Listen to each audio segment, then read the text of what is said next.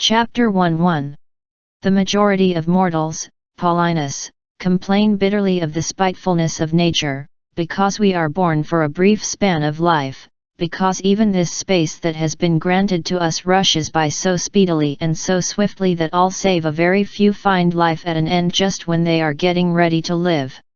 Nor is it merely the common herd and the unthinking crowd that bemoan what is, as men deem it, an universal ill. The same feeling has called forth complaint also from men who were famous. It was this that made the greatest of physicians exclaim that life is short, art is long. Too, it was this that led Aristotle while expostulating with nature, to enter an indictment most unbecoming to a wise man that, in point of age, she has shown such favor to animals that they drag out 5 or 10 lifetimes, but that a much shorter limit is fixed for man, though he is born for so many and such great achievements. It is not that we have a short space of time, but that we waste much of it.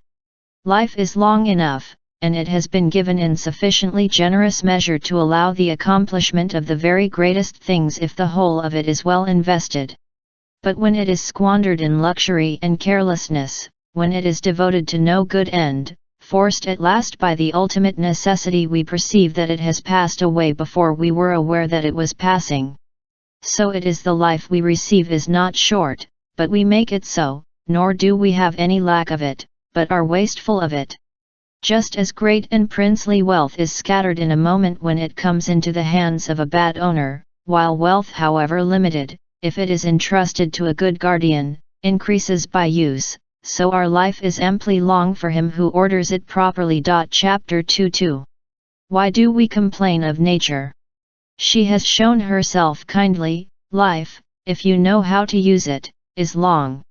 But one man is possessed by an avarice that is insatiable, another by a toilsome devotion to tasks that are useless. One man is besotted with wine, another is paralyzed by sloth. One man is exhausted by an ambition that always hangs upon the decision of others, another, driven on by the greed of the trader, is led over all lands and all seas by the hope of gain. Some are tormented by a passion for war and are always either bent upon inflicting danger upon others or concerned about their own.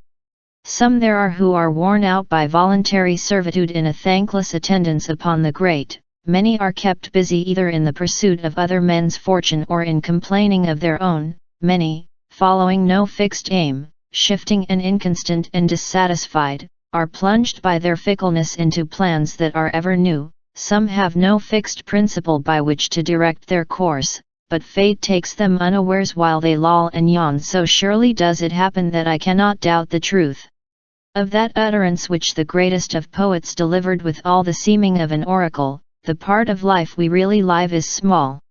For all the rest of existence is not life, but merely time. Vices beset us and surround us on every side, and they do not permit us to rise anew and lift up our eyes for the discernment of truth, but they keep us down when once they have overwhelmed us and we are chained to lust. Their victims are never allowed to return to their true selves. If ever they chance to find some release, like the waters of the deep sea which continue to heave even after the storm is past, they are tossed about, and no rest from their lusts abides. Think you that I am speaking of the wretches whose evils are admitted? Look at those whose prosperity men flock to behold, they are smothered by their blessings. To how many are riches a burden? From how many do eloquence and the daily straining to display their powers draw forth blood? How many are pale from constant pleasures? To how many does the throng of clients that crowd about them leave no freedom? In short, run through the list of all these men from the lowest to the highest. This man desires an advocate too. This one answers the call, that one is on trial, that one defends him, that one gives sentence. No one asserts his claim to himself, everyone is wasted for the sake of another. Ask about the men whose names are known by heart, and you will see that these are the marks that distinguish them. A cultivates B and B cultivates C, no one is his own master. And then certain men show the most senseless indignation. They complain of the insolence of their superiors, because they were too busy to see them when they wished an audience. But can anyone have the hardihood to complain of the pride of another when he himself has no time to attend to himself? After all, no matter who you are, the great man does sometimes look toward you even if his face is insolent, he does sometimes condescend to listen to your words, he permits you to appear at his side, but you never deign to look upon yourself, to give ear to yourself. There is no reason, therefore, to count anyone in debt for such services, seeing that, when you performed them, you had no wish for another's company, but could not endure your own. Chapter 3:3. Though all the brilliant intellects of the ages were to concentrate upon this one theme, never could they adequately express their wonder at this dense darkness of the human mind. Men do not suffer anyone to seize their estates, and they rush to stones and arms if there is even the slightest dispute about the limit of their lands, yet they allow others to trespass upon their life, nay, they themselves even lead in those who will eventually possess it. No one is to be found who is willing to distribute his money, yet among how many does each one of us distribute his life?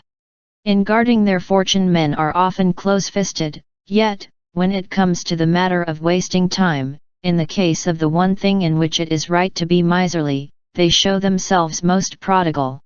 And so I should like to lay hold upon someone from the company of older men and say, I see that you have reached the farthest limit of human life, you are pressing hard upon your 100th year, or are even beyond it, come now, recall your life and make a reckoning. Consider how much of your time was taken up with a money-lender, how much with a mistress, how much with a patron, how much with a client, how much in wrangling with your wife, how much in punishing your slaves, how much in rushing about the city on social duties. Add the diseases which we have caused by our own acts, add, too, the time that has lain idle and unused, you will see that you have fewer years to your credit than you count. Look back in memory and consider when you ever had a fixed plan, how few days have passed as you had intended, when you were ever at your own disposal, when your face ever wore its natural expression, when your mind was ever unperturbed, what work you have achieved in so long a life, how many have robbed you of life when you were not aware of what you were losing, how much was taken up in useless sorrow, in foolish joy, in greedy desire, in the allurements of society, how little of yourself was left to you, you will perceive that you are dying before your season. What, then, is the reason of this? You live as if you were destined to live forever, no thought of your frailty ever enters your head, of how much time has already gone by you take no heed. You squander time as if you drew from a full and abundant supply, though all the while that day which you bestow on some person or thing is perhaps your last. You have all the fears of mortals and all the desires of immortals. You will hear many men saying, after my 50th year I shall retire into leisure, my 60th year shall release me from public duties. And what guarantee, pray, have you that your life will last longer? Who will suffer your course to be just as you plan it? Are you not ashamed to reserve for yourself only the remnant of life, and to set apart for wisdom only that time which cannot be devoted to any business? How late it is to begin to live just when we must cease to live! What foolish forgetfulness of mortality to postpone wholesome plans to the 50th and 60th year, and to intend to begin life at a point to which few have attained. Chapter 4:4. You will see that the most powerful and highly placed men let drop remarks in which they long for leisure, acclaim it, and prefer it to all their blessings. They desire at times, if it could be with safety, to descend from their high pinnacle, for, though nothing from without should assail or shatter, fortune of its very self comes crashing down. The deified Augustus, to whom the gods vouchsafed more than to any other man, did not cease to pray for rest and to seek release from public affairs, all his conversation ever reverted to this subject, his hope of leisure. This was the sweet, even if vain, consolation with which he would gladden his labors that he would one day live for himself.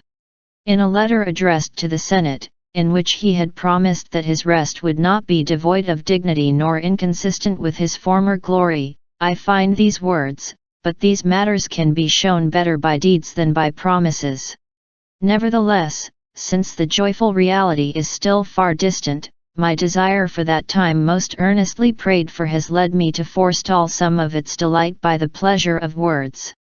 So desirable a thing did leisure seem that he anticipated it in thought because he could not attain it in reality. He who saw everything depending upon himself alone, who determined the fortune of individuals and of nations, thought most happily of that future day on which he should lay aside his greatness. He had discovered how much sweat those blessings that shone throughout all lands drew forth, how many secret worries they concealed. Forced to pit arms first against his countrymen, then against his colleagues, and lastly against his relatives, he shed blood on land and sea. Through Macedonia, Sicily, Egypt, Syria, and Asia, and almost all countries he followed the path of battle, and when his troops were weary of shedding Roman blood, he turned them to foreign wars. While he was pacifying the Alpine regions, and subduing the enemies planted in the midst of a peaceful empire, while he was extending its bounds even beyond the Rhine and the Euphrates and the Danube, in Rome itself the swords of Murena, Scipio, Lepidus, Egnatius, and others were being whetted to slay him. Not yet had he escaped their plots, when his daughter too and all the noble youths who were bound to her by adultery as by a sacred oath, oft alarmed his failing years, and there was Paulus 3 and a second time the need to fear a woman in league with an Antony. When he had cut away these ulcers for together with the limbs themselves, others would grow in their place, just as in a body that was overburdened with blood, there was always a rupture somewhere. And so he longed for leisure, in the hope and thought of which he found relief for his labors. This was the prayer of one who was able to answer the prayers of mankind. Chapter 5:5. Marcus Cicero, long flung among men like Catiline and Clodius and Pompey and Crassus, some open enemies, others doubtful friends, as he is tossed to and fro along with the state and seeks to keep it from destruction, to be at last swept away, unable as he was to be restful in prosperity or patient in adversity. How many times does he curse that very consulship of his, which he had lauded without end, though not without reason. How tearful the words he uses in a letter written to Atticus, when Pompey the elder had been conquered, and the son was still trying to restore his shattered arms in Spain. "Do you ask," he said, "what I am doing here? I am lingering in my Tusculan villa half a prisoner." He then proceeds to other statements, in which he bewails his former life and complains of the present and despairs of the future. Cicero said that he was half a prisoner. But, in very truth, never will the wise man resort to so lowly a term, never will he be half a prisoner, he who always possesses an undiminished and stable liberty, being free and his own master and towering over all others. For what can possibly be above him who is above fortune? Chapter 6:6. When Livius Drusus, a bold and energetic man, had with the support of a huge crowd drawn from all Italy proposed new laws and the evil measures of the Gracchi, seeing no way out for his policy, which he could neither carry through nor abandon when once started on, he is said to have complained bitterly against the life of unrest he had had from the cradle, and to have exclaimed that he was the only person who had never had a holiday even as a boy. For, while he was still a ward and wearing the dress of a boy, he had had the courage to commend to the favor of a jury those who were accused, and to make his influence felt in the law courts, so powerfully, indeed, that it is very well known that in certain trials he forced a favorable verdict. To what lengths was not such premature ambition destined to go? One might have known that such precocious hardihood would result in great personal and public misfortune. And so it was too late for him to complain that he had never had a holiday when from boyhood he had been a troublemaker and a nuisance in the forum. It is a question whether he died by his own hand, for he fell from a sudden wound received in his groin, some doubting whether his death was voluntary, no one, whether it was timely. It would be superfluous to mention more who, though others deemed them the happiest of men, have expressed their loathing for every act of their years, and with their own lips have given true testimony against themselves, but by these complaints they changed neither themselves nor others. For when they have vented their feelings in words, they fall back into their usual round. Heaven knows. Such lives as yours, though they should pass the limit of 1,000 years, will shrink into the merest span. Your vices will swallow up any amount of time. The space you have, which reason can prolong, although it naturally hurries away, of necessity escapes from you quickly, for you do not seize it, you neither hold it back, nor impose delay upon the swiftest thing in the world, but you allow it to slip away as if it were something superfluous and that could be replaced. Chapter 7:7. But among the worst I count also those who have time for nothing but wine and lust, for none have more shameful engrossments. The others, even if they are possessed by the empty dream of glory, nevertheless go astray in a seemly manner, though you should cite to me the men who are avaricious, the men who are wrathful, whether busied with unjust hatreds or with unjust wars, these all sin in more manly fashion. But those who are plunged into the pleasures of the belly and into lust bear a stain that is dishonorable. Search into the hours of all these people, to see how much time they give to accounts, how much to laying snares, how much to fearing them, how much to paying court, how much to being courted, how much is taken up in giving or receiving bail, how much by banquets, for even these have now become a matter of business, and you will see how their interests, whether you call them evil or good, do not allow them time to breathe. Finally, everybody agrees that no one pursuit can be successfully followed by a man who is busied with many things eloquence cannot, nor the liberal studies, since the mind, when its interests are divided, takes in nothing very deeply, but rejects everything that is, as it were, crammed into it. There is nothing the busy man is less busied with than living, there is nothing that is harder to learn. Of the other arts there are many teachers everywhere, some of them we have seen that mere boys have mastered so thoroughly that they could even play the master. It takes the whole of life to learn how to live, and what will perhaps make you wonder more, it takes the whole of life to learn how to die. Many very great men, having laid aside all their encumbrances, having renounced riches, business, and pleasures, have made it their one aim up to the very end of life to know how to live, yet the greater number of them have departed from life confessing that they did not yet know, still less do those others know. Believe me, it takes a great man and one who has risen far above human weaknesses not to allow any of his time to be filched from him, and it follows that the life of such a man is very long because he has devoted wholly to himself whatever time he has had.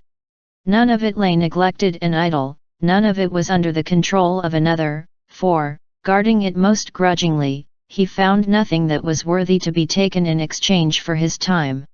And so that man had time enough, but those who have been robbed of much of their life by the public, have necessarily had too little of it. And there is no reason for you to suppose that these people are not sometimes aware of their loss. Indeed, you will hear many of those who are burdened by great prosperity cry out at times in the midst of their throngs of clients, or their pleadings in court, or their other glorious miseries, have no chance to live. Of course you have no chance. All those who summon you to themselves, turn you away from your own self. Of how many days has that defendant robbed you? Of how many that candidate? Of how many that old woman wearied with burying her heirs? 3. Of how many that man who is shamming sickness for the purpose of exciting the greed of the legacy hunters? Of how many that very powerful friend who has you and your like on the list, not of his friends, but of his retinue? Check off, I say, and review the days of your life, you will see that very few, and those the refuse, have been left for you. That man who had prayed for the fasces, for when he attains them, desires to lay them aside and says over and over, when will this year be over? That man gives games 5 and, after setting great value on gaining the chance to give them, now says, when shall I be rid of them? That advocate is lionized throughout the whole forum, and fills all the place with a great crowd that stretches farther than he can be heard, yet he says, when will vacation time come? Everyone hurries his life on and suffers from a yearning for the future and a weariness of the present. But he who bestows all of his time on his own needs, who plans out every day as if it were his last, neither longs for nor fears the morrow. For what new pleasure is there that any hour can now bring? They are all known, all have been enjoyed to the full. Mistress Fortune may deal out the rest as she likes, his life has already found safety. Something may be added to it, but nothing taken from it, and he will take any addition as the man who is satisfied and filled takes the food which he does not desire and yet can hold. And so there is no reason for you to think that any man has lived long because he has grey hairs or wrinkles. He has not lived long, he has existed long. For what if you should think that that man had had a long voyage who had been caught by a fierce storm as soon as he left harbour, and, swept hither and thither by a succession of winds that raged from different quarters, had been driven in a circle around the same course? Not much voyaging did he have, but much tossing about. Chapter 8:8. I am often filled with wonder when I see some men demanding the time of others and those from whom they ask it most indulgent. Both of them fix their eyes on the object of the request for time, neither of them on the time itself, just as if what is asked were nothing, what is given, nothing.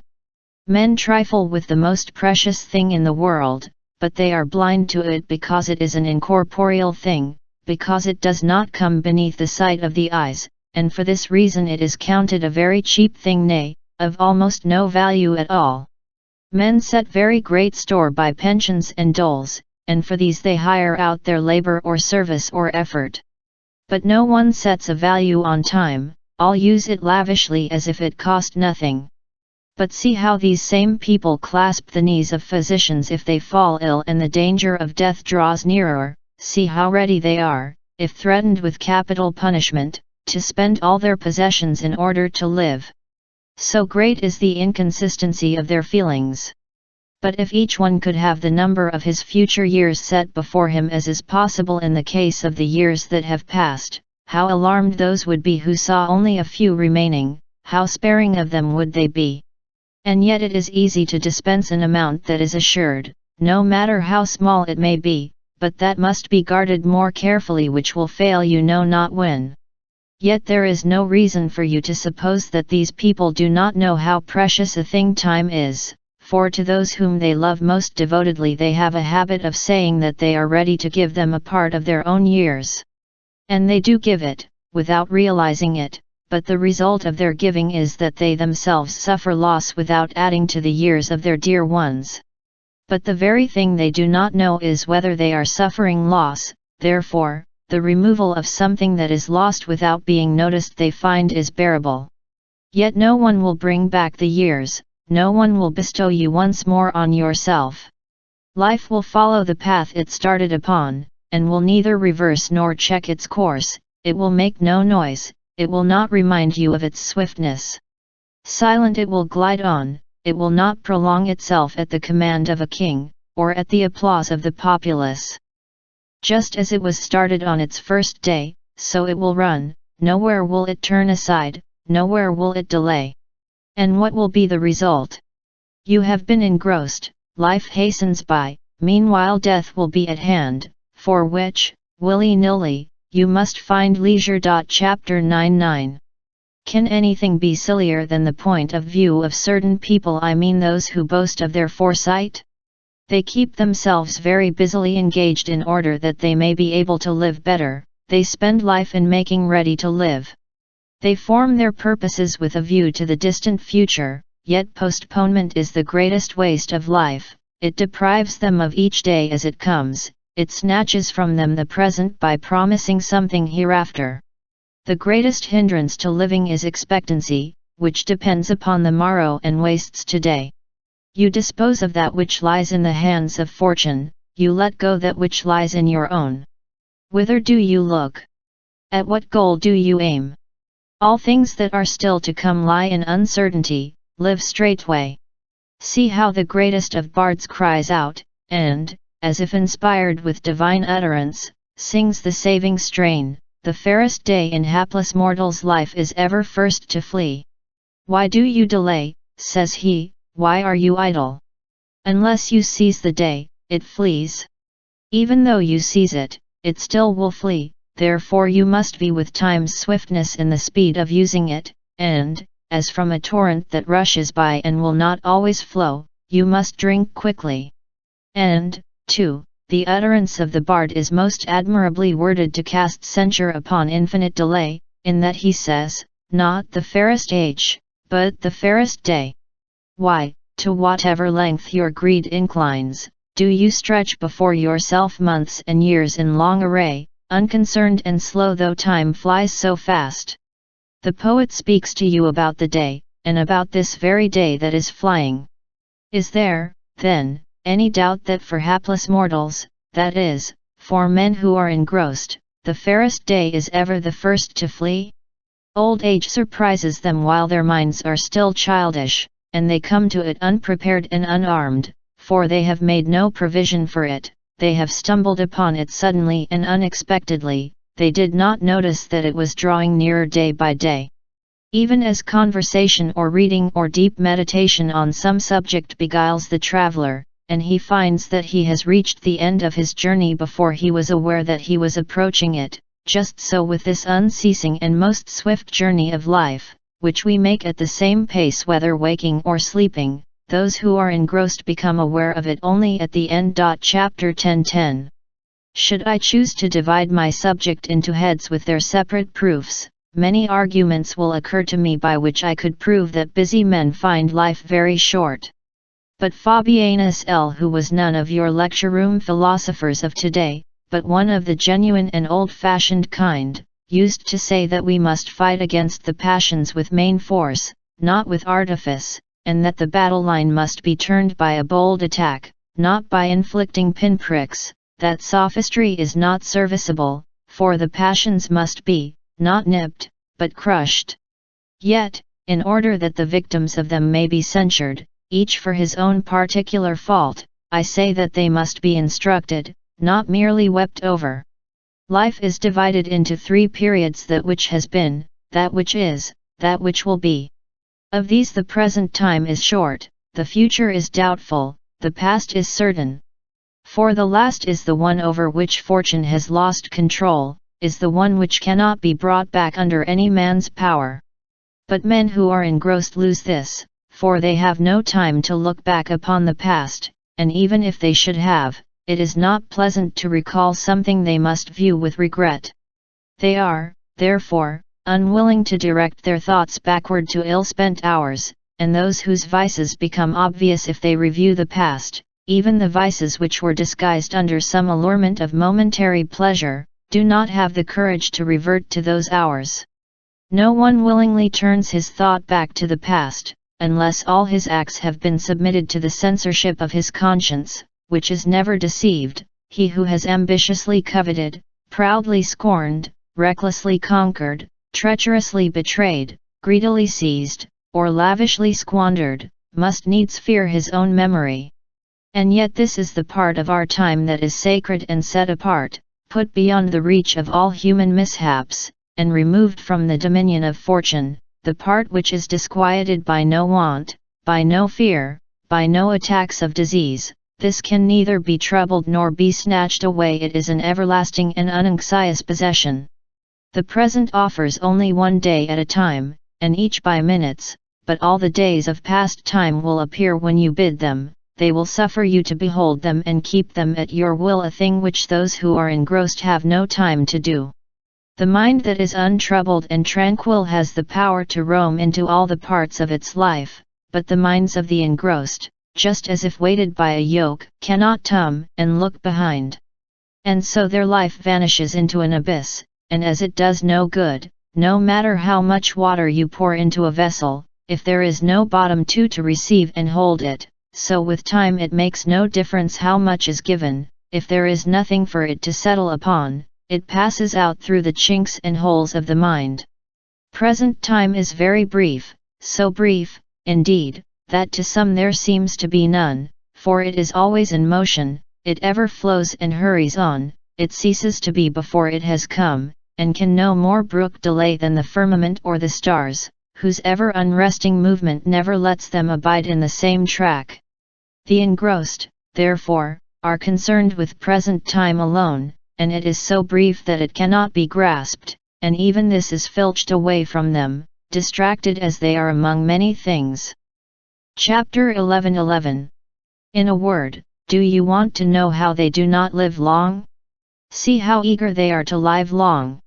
Decrepit old men beg in their prayers for the addition of a few more years, they pretend that they are younger than they are, they comfort themselves with a falsehood, and are as pleased to deceive themselves as if they deceived fate at the same time.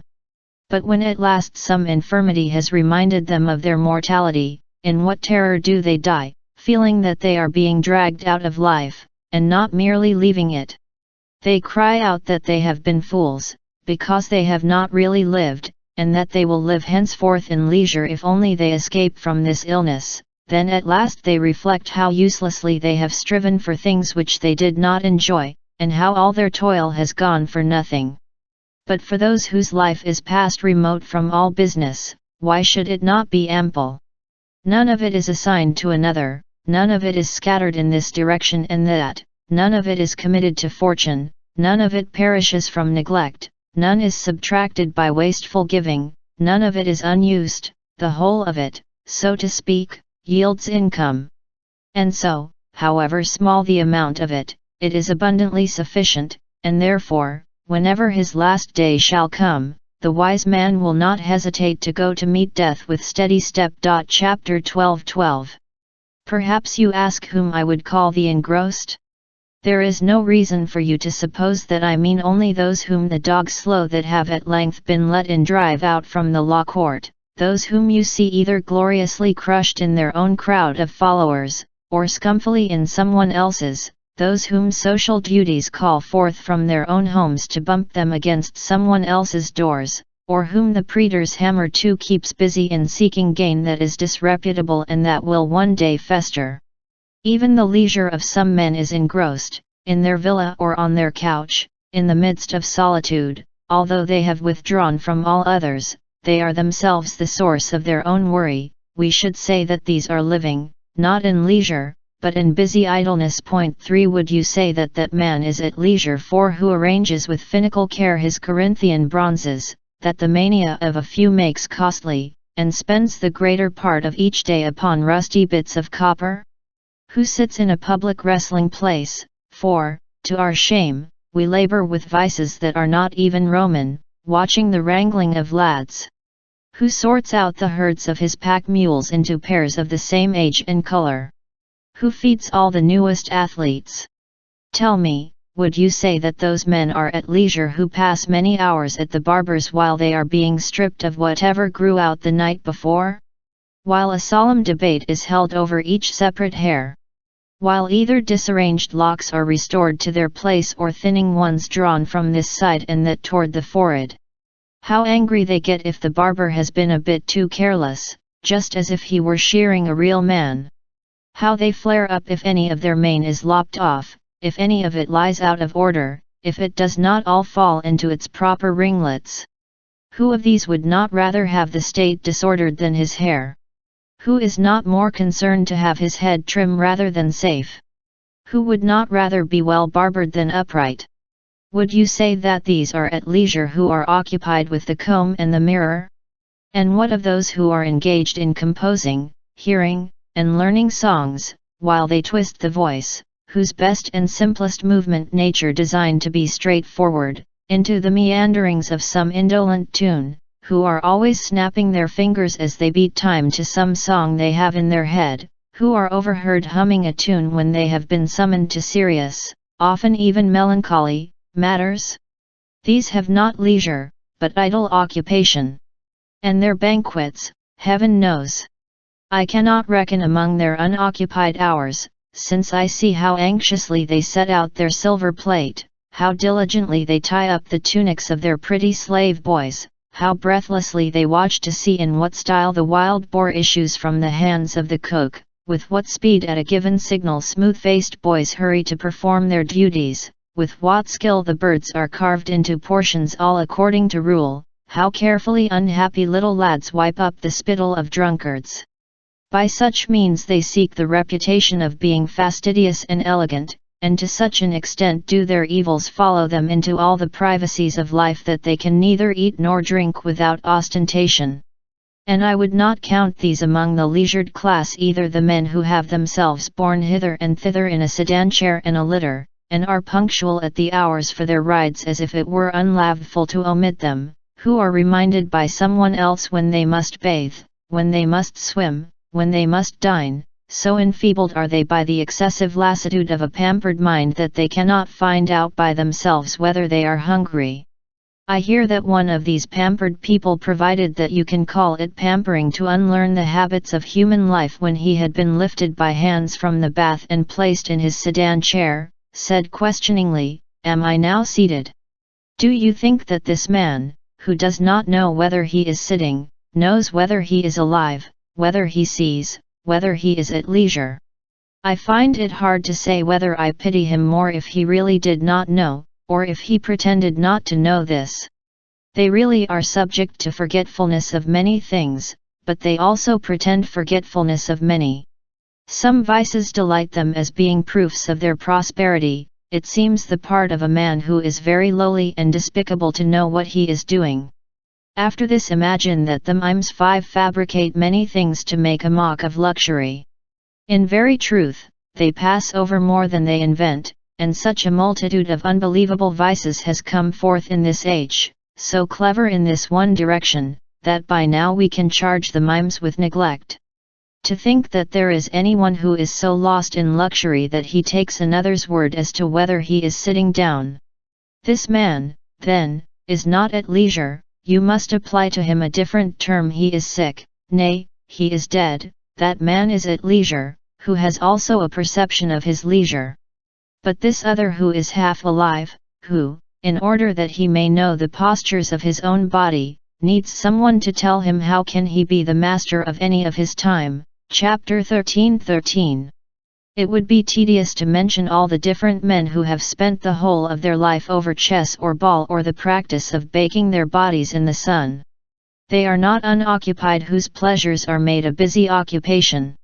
For instance, no one will have any doubt that those are laborious triflers who spend their time on useless literary problems, of whom even among the Romans there is now a great number.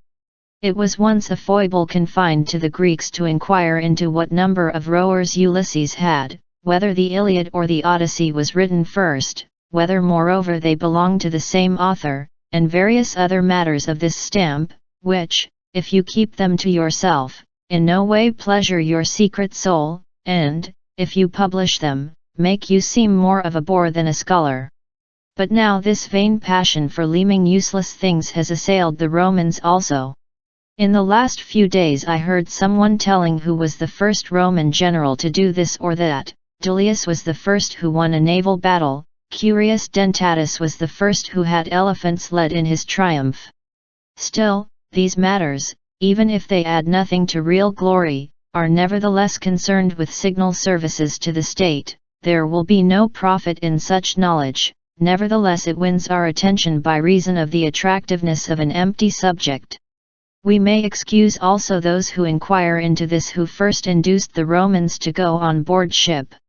It was Claudius, and this was the very reason he was surnamed Codex, because among the ancients a structure formed by joining together several boards was called a codex, whence also the tables of the law are called codices, and, in the ancient fashion, boats that carry provisions up the Tiber are even today called codecarii.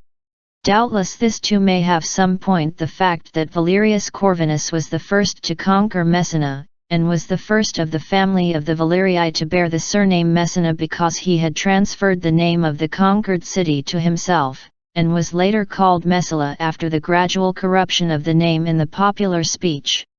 Perhaps you will permit someone to be interested also in this, the fact that Lucius Sulla was the first to exhibit loosed lions in the circus, though at other times they were exhibited in chains, and that javelin throwers were sent by King Bocchus to dispatch them? And, doubtless, this too may find some excuse, but does it serve any useful purpose to know that Pompey was the first to exhibit the slaughter of 18 elephants in the circus, pitting criminals against them in a mimic battle? He, a leader of the state and one who, according to report, was conspicuous among the leaders too of old for the kindness of his heart, thought it a notable kind of spectacle to kill human beings after a new fashion. Do they fight to the death? That is not enough. Are they torn to pieces? That is not enough. Let them be crushed by animals of monstrous bulk. Better would it be that these things pass into oblivion lest hereafter some all-powerful man should leam them and be jealous of an act that was nowise human. 30. What blindness does great prosperity cast upon our minds! When he was casting so many troops of wretched human beings to wild beasts born under a different sky, when he was proclaiming war between creatures so ill-matched, when he was shedding so much blood before the eyes of the Roman people, who itself was soon to be forced to shed more. He then believed that he was beyond the power of nature. But later this same man, betrayed by Alexandrine treachery, offered himself to the dagger of the vilest slave, and then at last discovered what an empty boast his surname was. But to rid him to the point from which I have digressed, and to show that some people bestow useless pains upon these same matters, the man I mentioned related that Metellus, when he triumphed after his victory over the Carthaginians in Sicily, was the only one of all the Romans who had caused 120 captured elephants to be led before his car, that Sulla was the last of the Romans who extended the Pomerium 5, which in old times it was customary to extend after the acquisition of Italian but never of provincial territory. Is it more profitable to know this than that Mount Aventine, according to him, is outside the Pomerium for one of two reasons, either because that was the place to which the plebeians had seceded, or because the birds had not been favorable when Remus took his auspices on that spot, and, in turn, countless other reports that are either crammed with falsehood or are of the same sort. For though you grant that they tell these things in good faith, though they pledge themselves for the truth of what they write, still whose mistakes will be made fewer by such stories? Whose passions will they restrain? Whom will they make more brave, whom more just, whom more noble-minded? My friend Fabianus used to say that at times he was doubtful whether it was not better not to apply oneself to any studies than to become entangled in these. Chapter 14:14 Of all men they alone are at leisure who take time for philosophy, they alone really live, for they are not content to be good guardians of their own lifetime only. They annex every age to their own, all the years that have gone before them are an addition to their store. Unless we are most ungrateful, all those men, glorious fashioners of holy thoughts, were balm for us they have prepared a way of life. By other men's labors we are led to the sight of things most beautiful that have been wrested from darkness and brought into light. From no age are we shut out, we have access to all ages, and if it is our wish, by greatness of mind, to pass beyond the narrow limits of human weakness, there is a great stretch of time through which we may roam. We may argue with Socrates, we may doubt with Chamades, find peace with Epicurus, overcome human nature with the Stoics, exceed it with the Cynics. Since nature allows us to enter into fellowship with every age, why should we not turn from this paltry and fleeting span of time and surrender ourselves with all our soul to the past, which is boundless, which is eternal, which we share with our betters? Those who rush about in the performance of social duties, who give themselves and others no rest, when they have fully indulged their madness, when they have every day crossed everybody's threshold, and have left no open door unvisited, when they have carried around their venal greeting to houses that are very far apart out of a city so huge and tomed by such varied desires, how few will they be able to see? How many will there be who either from sleep or self-indulgence or rudeness will keep them out? How many who, when they have tortured them with long waiting, will rush by, pretending to be in a hurry? How many will avoid passing out through a hall that is crowded with clients, and will make their escape through some concealed door as if it were not more discourteous to deceive than to exclude? How many, still half asleep and sluggish from last night's debauch, scarcely lifting their lips in the midst of a most insolent yawn, manage to bestow on yonder poor wretches, who break their own slumber too in order to wait on that of another, the right name only after it has been whispered to them 1,000 times. But we may fairly say that they alone are engaged in the true duties of life who shall wish to have Zeno, Pythagoras, Democritus, and all the other high priests of liberal studies, and Aristotle and Theophrastus, as their most intimate friends every day. No one of these will be not at home, no one of these will fail to have his visitor leave more happy and more devoted to himself than when he came, no one of these will allow anyone to leave him with empty hands. All mortals can meet with them by night or by day. Chapter 15:15. No one of these will force you to die, but all will teach you how to die. No one of these will wear out your years, but each will add his own years to yours. Conversations with no one of these will bring you peril, the friendship of none will endanger your life, the courting of none will tax your purse. From them you will take whatever you wish. It will be no fault of theirs if you do not draw the utmost that you can desire.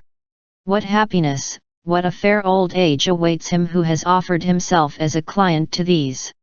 He will have friends from whom he may seek counsel on matters great and small, whom he may consult every day about himself, from whom he may hear truth without insult, praise without flattery, and after whose likeness he may fashion himself. We are wont to say that it was not in our power to choose the parents who fell to our lot, that they have been given to men by chance, yet we may be the sons of whomsoever we will. Households there are of noblest intellects, choose the one into which you wish to be adopted, you will inherit not merely their name, but even their property, which there will be no need to guard in a mean or niggardly spirit. The more persons you share it with, the greater it will become. These will open to you the path to immortality, and will raise you to a height from which no one is cast down. This is the only way of prolonging mortality, nay, of turning it into immortality. Honors, monuments, all that ambition has commanded by decrees or reared in works of stone, quickly sink to ruin. There is nothing that the lapse of time does not tear down and remove. But the works which philosophy has consecrated cannot be harmed. No age will destroy them, no age reduce them, the following and each succeeding age will but increase the reverence for them, since envy works upon what is close at hand, and things that are far off we are more free to admire. The life of the philosopher, therefore, has wide range, and he is not confined by the same bounds that shut others in. He alone is freed from the limitations of the human race, all ages serve him as if a god. Has some time passed by? This he embraces by recollection. Is time present? This he uses. Is it still to come? This he anticipates. He makes his life long by combining all times into one. Chapter 16:16. But those who forget the past, neglect the present, and fear for the future have a life that is very brief and troubled. When they have reached the end of it, the poor wretches perceive too late that for such a long while they have been busied in doing nothing. Nor because they sometimes invoke death, have you any reason to think it any proof that they find life long. In their folly they are harassed by shifting emotions which rush them into the very things they dread. They often pray for death because they fear it. And, 2. You have no reason to think that this is any proof that they are living a long time. The fact that the day often seems to them long, the fact that they complain that the hours pass slowly until the time set for dinner arrives. 4. Whenever their engrossments fail them, they are restless because they are left with nothing to do, and they do not know how to dispose of their leisure or to drag out the time. And so they strive for something else to occupy them, and all the intervening time is irksome, exactly as they do when a gladiatorial exhibition has been announced, or when they are waiting for the appointed time of some other show or amusement. They want to skip over the days that lie between. All postponement of something they hope for seems long to them. Yet the time which they enjoy is short and swift, and it is made much shorter by their own fault, for they flee from one pleasure to another and cannot remain fixed in one desire. Their days are not long to them, but hateful. Yet, on the other hand, how scanty seem the nights which they spend in the arms of a harlot or in wine. It is this also that accounts for the madness of poets in fostering human frailties by the tales in which they represent that Jupiter under the enticement of the pleasures of a lover doubled the length of the night. For what is it but to inflame our vices to inscribe the name of the gods as their sponsors, and to present the excused indulgence of divinity as an example to our own weakness? Can the nights which they pay for so dearly fail to seem all too short to these men? They lose the day in expectation of the night, and the night in fear of the dawn. Chapter 17:17. The very pleasures of such men are uneasy and disquieted by alarms of various sorts, and at the very moment of rejoicing the anxious thought comes over them, how long will these things last? This feeling has led kings to weep over the power they possessed, and they have not so much delighted in the greatness of their fortune, as they have viewed with terror the end to which it must some time come. When the king of Persia, in all the insolence of his pride, spread his army over the vast plains and could not grasp its number but simply its measure, too he shed copious tears because inside of 100 years not a man of such a mighty army would be alive. 3 But he who wept was to bring upon them their fate, was to give some to their doom on the sea, some on the land, some in battle, some in flight, and within a short time was to destroy all those for whose 100th year he had such fear. And why is it that even their joys are uneasy from fear? Because they do not rest on stable causes, but are perturbed as groundlessly as they are born. But of what sort do you think those times are which even by their own confession are wretched, since even the joys by which they are exalted and lifted above mankind are by no means pure? All the greatest blessings are a source of anxiety, and at no time is fortune less wisely trusted than when it is best. To maintain prosperity there is need of other prosperity, and in behalf of the prayers that have turned out well we must make still other prayers. For everything that comes to us from chance is unstable, and the higher it rises, the more liable it is to fall. Moreover, what is doomed to perish brings pleasure to no one. Very wretched, therefore, and not merely short, must the life of those be who work hard to gain what they must work harder to keep. By great toil they attain what they wish, and with anxiety hold what they have attained, meanwhile they take no account of time that will never more rid them. New engrossments take the place of the old, hope leads to new hope, ambition to new ambition. They do not seek an end of their wretchedness, but change the cause. Have we been tormented by our own public honors? Those of others take more of our time. Have we ceased to labor as candidates? We begin to canvass for others. Have we got rid of the troubles of a prosecutor? We find those of a judge. Has a man ceased to be a judge? He becomes president of a court. Has he become infirm in managing the property of others at a salary? He is perplexed by caring for his own wealth. Have the barracks set Marius free? The consulship keeps him busy. Does Quintius V hasten to get to the end of his dictatorship? He will be called back to it from the plough. Scipio will go against the Carthaginians before he is ripe for so great an undertaking, victorious over Hannibal, victorious over Antiochus, the glory of his own consulship, the surety for his brothers. Did he not stand in his own way, he would be set beside Jove. 6 But the discord of civilians will vex their preserver, and, when as a young man he had scorned honors that rivaled those of the gods, at length, when he is old, his ambition will take delight in stubborn exile. 7 Reasons for anxiety will never be lacking, whether born of prosperity or of wretchedness. Life pushes on in a succession of engrossments. We shall always pray for leisure, but never enjoy it. Chapter 18:18. And so, my dearest Paulinus, tear yourself away from the crowd, and, too much storm-tossed for the time you have lived, at length withdraw into a peaceful harbor. Think of how many waves you have encountered, how many storms, on the one hand, you have sustained in private life, how many, on the other, you have brought upon yourself in public life. Long enough has your virtue been displayed in laborious and unceasing proofs. Try how it will behave in leisure. The greater part of your life, certainly the better part of it, has been given to the state, take now some part of your time for yourself as well. And I do not summon you to slothful or idle inaction, or to drown all your native energy in slumbers and the pleasures that are dear to the crowd. That is not to rest. You will find far greater works than all those you have hitherto performed so energetically, to occupy you in the midst of your release and retirement.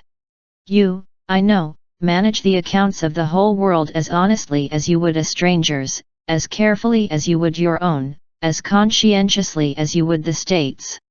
You win love in an office in which it is difficult to avoid hatred, but nevertheless believe me, it is better to have knowledge of the ledger of one's own life than of the corn market.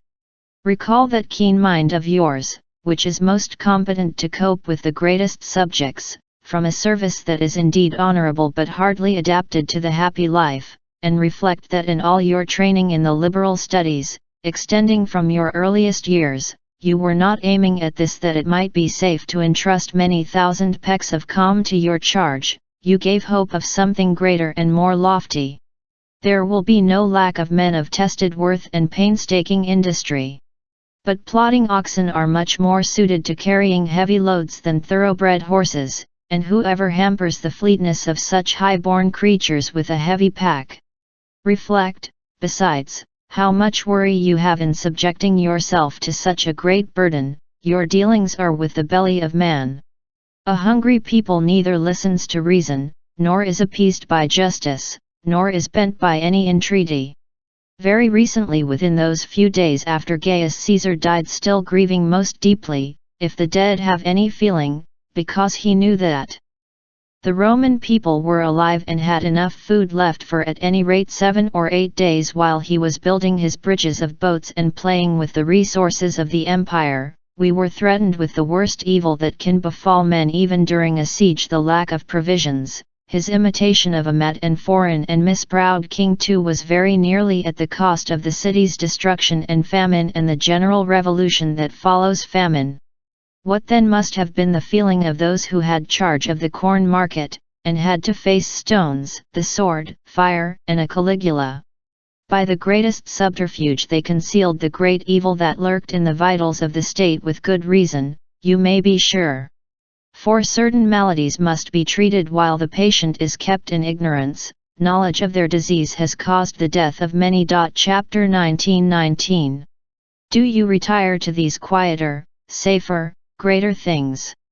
Think you that it is just the same whether you are concerned in having corn from oversea poured into the granaries, unhurt either by the dishonesty or the neglect of those who transport it, in seeing that it does not become heated and spoiled by collecting moisture and tallies in weight and measure, or whether you enter upon these sacred and lofty studies with the purpose of discovering what substance, what pleasure, what mode of life, what shape God has, what fate awaits your soul, where nature lays us to rest when we are freed from the body, what the principle is that upholds all the heaviest matter in the center of this world, suspends the light on high, carries fire to the topmost part, summons the stars to their proper changes and other matters, in turn, full of mighty wonders? You really must leave the ground and turn your mind's eye upon these things. Now while the blood is hot, we must enter with brisk step upon the better course. In this kind of life there awaits much that is good to know: the love and practice of the virtues, forgetfulness of the passions, knowledge of living and dying, and a life of deep repose. The condition of all who are engrossed is wretched, but most wretched is the condition of those who labor at engrossments that are not even their own, who regulate their sleep by that of another, their walk by the pace of another, who are under orders in case of the freest things in the world, loving and hating. If these wish to know how short their life is, let them reflect how small a part of it is their own. Chapter 20:20. And so when you see a man often wearing the robe of office, when you see one whose name is famous in the forum, do not envy him. Those things are bought at the price of life. They will waste all their years, in order that they may have 1 year reckoned by their name. Life has left some in the midst of their first struggles, before they could climb up to the height of their ambition, some, when they have crawled up through 1,000 indignities to the crowning dignity, have been possessed by the unhappy thought that they have but toiled for an inscription on a tomb, some who have come to extreme old age, while they adjusted it to new hopes as if it were youth, have had it fail from sheer weakness in the midst of their great and shameless endeavors. Shameful is he whose breath leaves him in the midst of a trial when, advanced in years and still courting the applause of an ignorant circle, he is pleading for some litigant who is the veriest stranger. Disgraceful is he who, exhausted more quickly by his mode of living than by his labor, collapses in the very midst of his duties. Disgraceful is he who dies in the act of receiving payments on account, and draws a smile from his long-delayed air. I cannot pass over an instance which occurs to me. Sextus III Turannius was an old man of long-tested diligence, who, after his 90th year, having received release from the duties of his office by Gaius Caesar's own act, ordered himself to be laid out on his bed and to be mummed by the assembled household as if he were dead. The whole house bemoaned the leisure of its old master, and did not end its sorrow until his accustomed work was restored to him. Is it really such pleasure for a man to die in harness? Yet very many have the same feeling. Their desire for their labor lasts longer than their ability. They fight against the weakness of the body. They judge old age to be a hardship on no other score than because it puts them aside. The law does not draft a soldier after his 50th year, it does not call a senator after his 60th, it is more difficult for men to obtain leisure from themselves than from the law. Meantime, while they rob and are being robbed, while they break up each other's repose, while they make each other wretched, their life is without profit, without pleasure, without any improvement of the mind. No one keeps death in view, no one refrains from far-reaching hopes. Some men, indeed, even arrange for things that lie beyond life, huge masses of tombs and dedications of public works and gifts for their funeral pyres and ostentatious funerals. But, in very truth, the funerals of such men ought to be conducted by the light of torches and wax tapers, for as though they had lived but the tiniest span.